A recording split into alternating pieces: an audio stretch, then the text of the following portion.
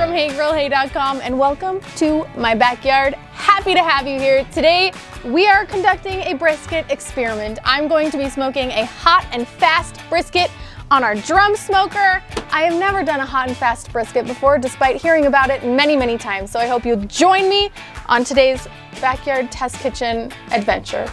Let's do it.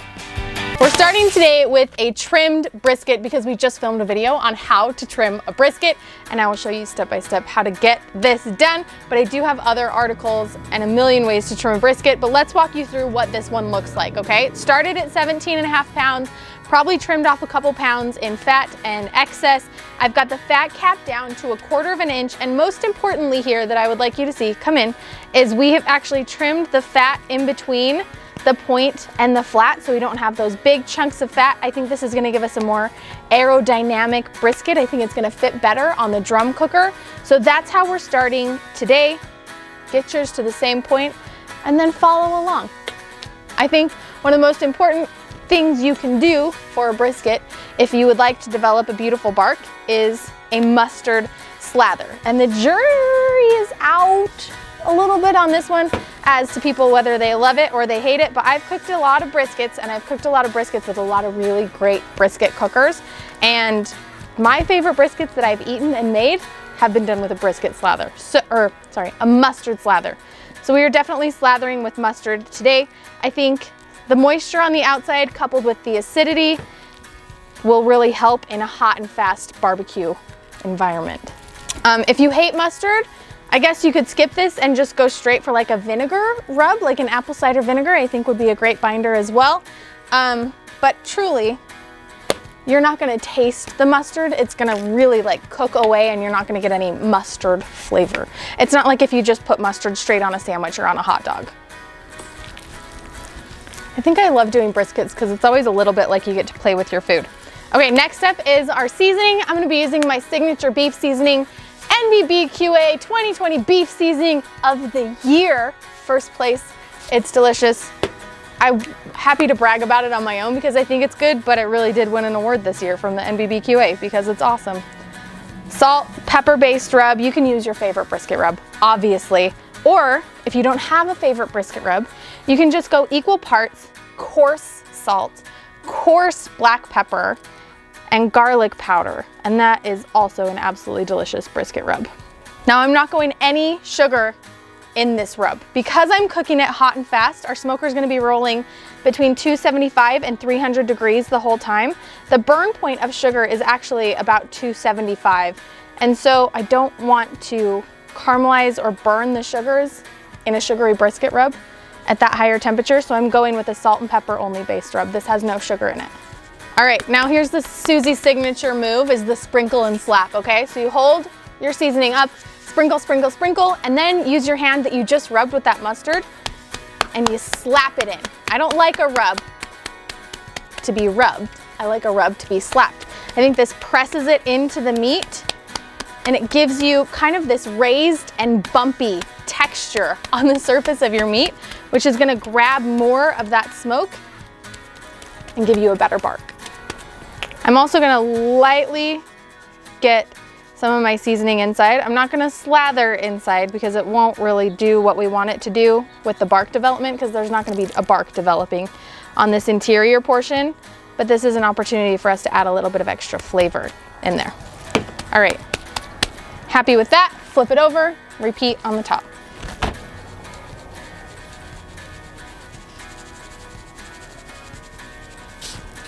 Don't neglect the sides of your brisket either.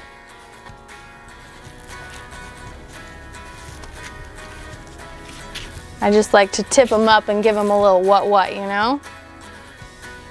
A little what.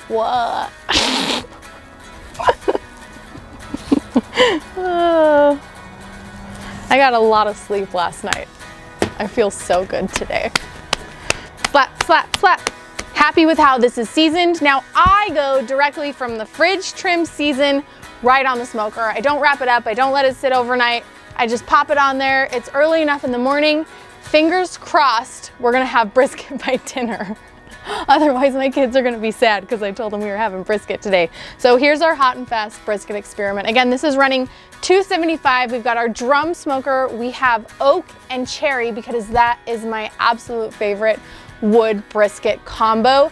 I am gonna be putting this on there fat cap down. Now when I do a low and slow brisket, don't leave. I typically do it fat cap up, but because the heat is going to be on the bottom and it's gonna be higher, again, we're running between 275 and 300 degrees Fahrenheit today. This fat cap will really kind of help insulate the brisket. It will make sure that none of this flat down here dries out and turns into brisket jerky. I'm estimating with the temperature the way it is, we're running about 285-ish right now. This will take between 4.5 and 5 hours. I'm gonna start checking it at the 4-hour mark for our next step. I think we're gonna be maybe 8 to 9 hours all in, which is still a really fast brisket. If you can do it in one day, that's a quick brisket. So I'm looking for a temperature for the first step internal on the brisket, about 165 to 170. Where it's hit the stall, it's slowed down, it's not rising anymore. Then we're gonna bring in that Texas crunch. That smells so good. Come on, buddy. That's a tight squeeze, Todd.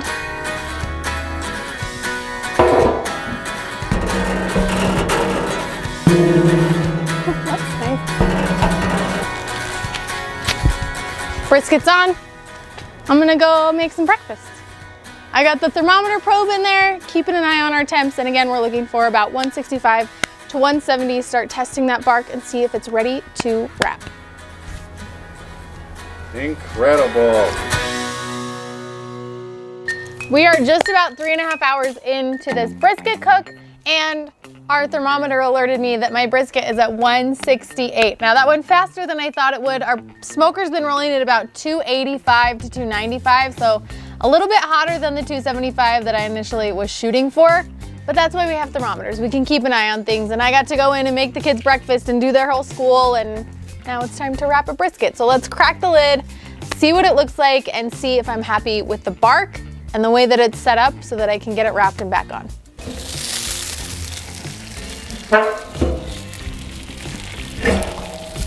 That is a juicy brisket. Come in here. That is a ton of moisture. Typically when we're doing these on our other smokers and we're going low and slow, we're not seeing this much moisture on the surface of the brisket.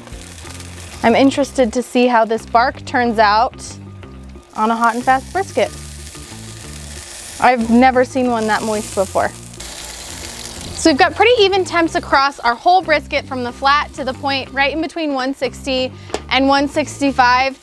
And while this bark looks different than it typically looks, if I am gonna be doing a low and slow brisket, I'm gonna wrap it and see how it sets up at the end. That's why this is the backyard test kitchen series. Is sometimes I get to do things we haven't done before, and you get to see how it turns out in real time. So I can experiment with the brisket so it turns out perfect for you when you make it at home. So I'm gonna pull this brisket out, and we're actually gonna be wrapping today with foil instead of my butcher paper because we're running at the higher temperature. I wanna make sure that all the moisture stays in. We're gonna be using foil. I like the super big, heavy duty. So let's wrap.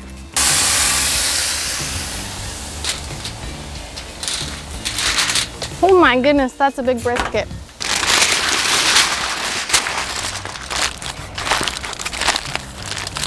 All right, brisket's wrapped up nice and tight. Let's pop this back on the smoker. Close it up and let it keep cooking.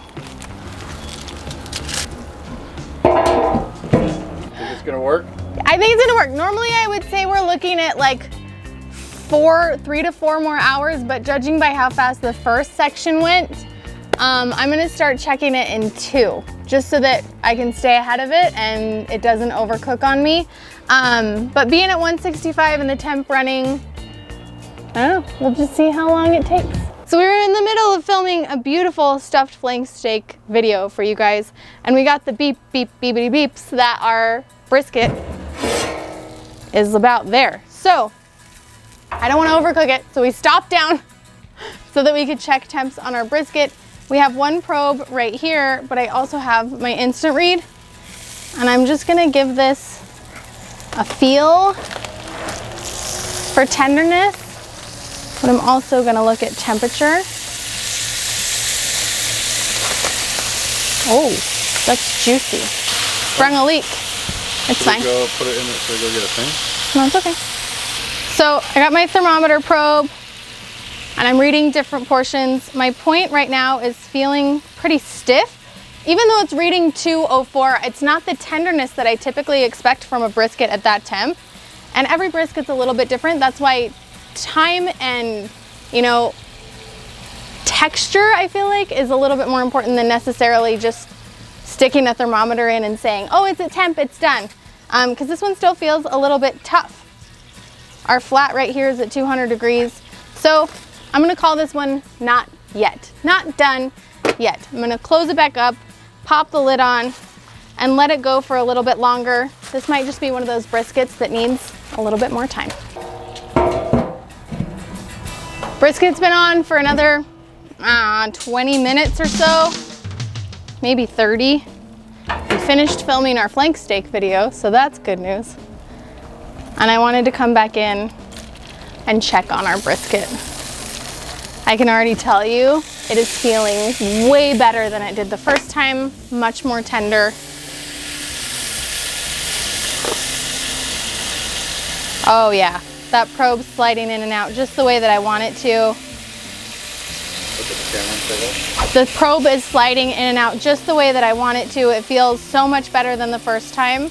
And our temperatures are definitely higher than where I typically take a brisket. We're looking at like 205 to 206, but again, temperature is just a guideline, right? It's all about how it feels and the texture that you achieve. So I'm gonna pull this guy off.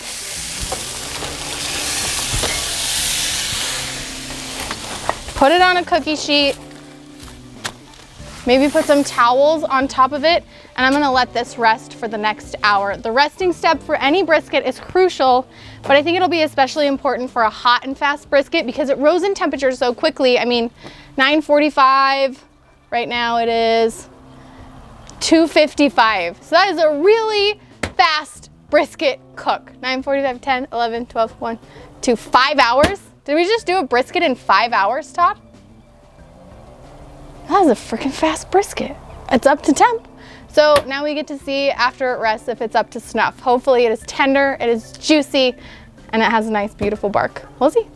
Speaking of letting this rest, normally we will wrap our Texas style briskets in towels, put them in a cooler, and let them rest for several hours, sometimes 2 to 4 hours. But because this is a hot and fast brisket, we're also gonna do a fast rest. So instead of putting it all the way in a cooler, insulating it for that long, I'm just gonna leave it outside at room temperature. I am gonna put a little bit of a towel just over the top of it, and I'm gonna let it rest for an hour. Quick rest time too. All right, you guys, brisket has rested. I am very excited.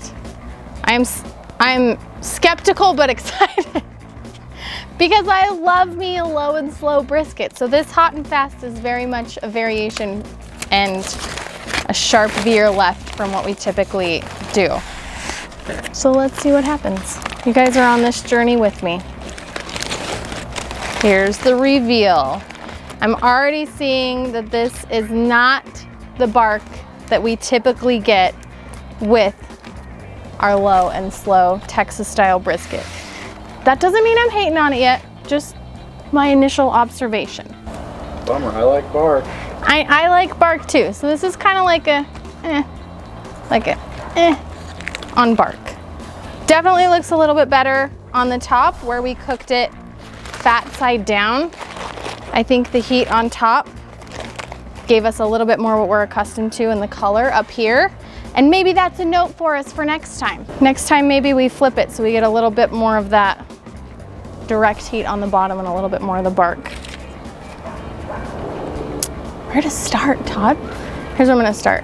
I'm gonna separate the point from the flat right here and just run my knife the rest of the way into this seam because these run in 2 different directions. I mean, it smells great. It really does, it smells beautifully. So we've got our point here and our flat here. I'm just gonna start slicing and then we get to try it, right? It's got a great smoke ring. I can already tell it feels nice and tender. I mean, I'm happy with how this flat looks on the inside. There. Can you see that? Good smoke ring, good spring. It's not falling apart, but I can do a pull and it gives me a nice breakaway. I mean, I would say this is definitely closer to the texture of a competition style brisket. Flavor is great. Flavor's great. You're killing me. I'm so sorry. Here. And that's just the flat, which is typically lean and dry.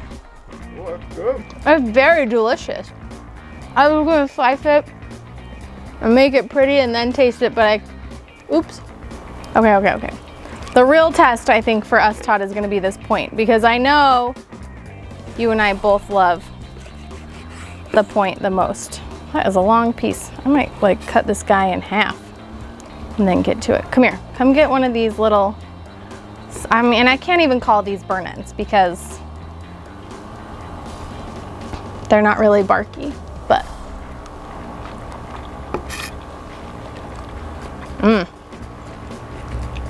Also delicious.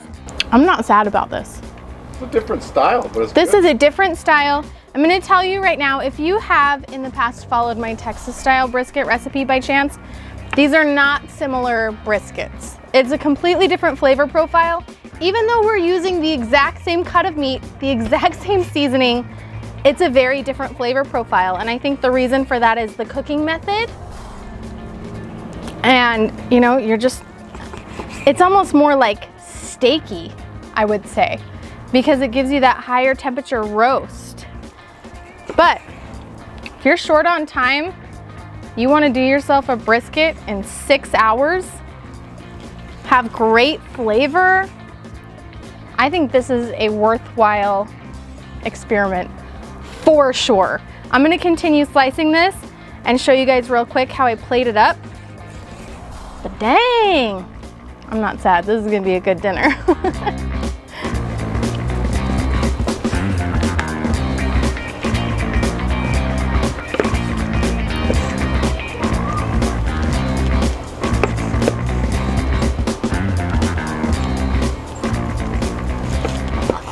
Gotta be careful doing that when I'm holding a real sharp knife right next to you. Stealing brisket, Todd. Let's arrange our pretty little brisket platter. So I've got a sheet tray, just a cookie sheet here, with a layer of my butcher paper, because it's gonna keep all of that moisture right there underneath the brisket. So it's gonna look really nice. And when we arrange it like this, you can show off that beautiful smoke ring that we worked so hard for. And then this direction. So I kind of put the little peaks of that brisket flat up into the corners and then shingle these edges. Yeah, that's a standout right there. That's gorgeous. From there, you can take the pieces of the point that I took and I'm not gonna do that yet. I'm gonna do my slices, my point slices, okay? And I'm gonna shingle those over here, kind of up and against this brisket flat, so that anybody who wants can go through and they can say, oh, I like the fattier part. Oh, I like the lean part. And shingle those in there. So juicy. And then these burn ends that I cut from the other piece of the point, I'm just gonna go in and make happy little piles of these burn ends. So people that like those kind of darker, crispier barked edges, all they gotta do is find their favorite spot and pick up a couple pieces of these burn ends.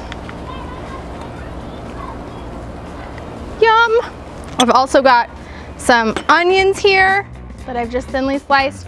You can do pickled red onions or you can do just sliced raw onions. I gotta be honest, I like both. Arrange those. We got some yummy pickles. Poke some pickles in there because I think the accoutrements, that's a fancy word for extra things. Yeah. I think sometimes the extra little things that go with the brisket, that really help like brighten the entire package are very important. And then I also have some pickled peppers. You could do pickled jalapenos, are very popular. If your family likes it a little bit more mild, these pepperoncinis are awesome. And look how beautiful to just get these pops of color in with this dark, smoky, briskety goodness. I'm gonna put some of these things over here. Oh, if that's not ready for a close-up, I don't even know. Come on. This whole platter took 6 hours. 6 hours! My low and slow Texas style brisket can take up to 20. So to do this in a quarter of the time, which I mean, is really fast. To do it in a work day essentially, or a nice Saturday when you're at home with the family and have a brisket turn out like this, I would not be sad. Personally, I think I prefer the low and slow Texas style brisket and the flavor that I get from that and the bark that I get from that. But this is an awesome alternative and I think a great way to go if you want a hot and fast brisket. That's delightful. I'm real happy with this. Okay. So if you try this one at home, we're gonna wrap it up as I sit here and nibble happily on this brisket platter that we just put together. Arrange it, take a photo. This will make you probably viral on Instagram, I think, if you post a picture like this. If you do, definitely use the hashtag #KGirlHate. That way I can see it and cheer you on your journey to becoming a backyard barbecue hero. We'll see you guys next time.